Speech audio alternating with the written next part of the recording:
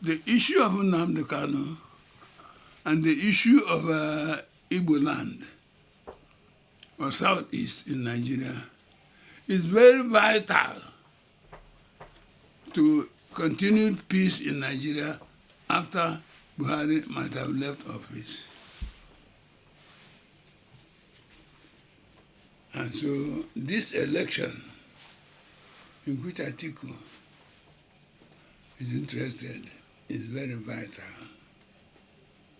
And it's really people, tested people like him that this country needs at this time. But there are many tested people and tried people. I've told the PDP, the party he belongs to, last time they nominated him and Peter Obi. The pair won the election. But the Supreme Court held their own election.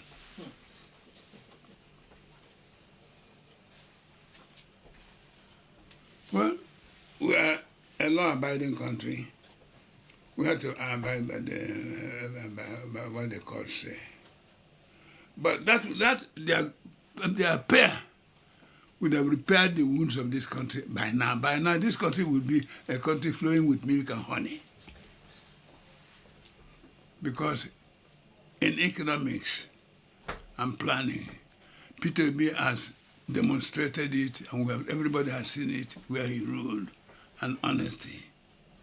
Atiku, in personal achievement, Atiku is not seeking office for wealth or for power or for any aggrandizement, but to let the country see the benefit of his own experience. But the PDP has a vital role to play. My concern is, let a Southeast man or candidate of the caliber of from outside. Yes, I believe we can get somebody from the north, but not just everybody from the north. For example, you cannot get the governor who orders the killing of Zangon Katafa people to come and be your candidate. I didn't mention any name. I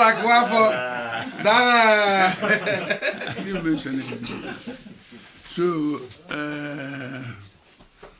I ask you to do one thing. The PDP has to meet.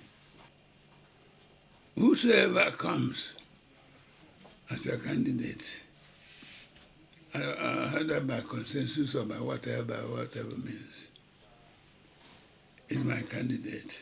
And there is need for PDP to do some internal,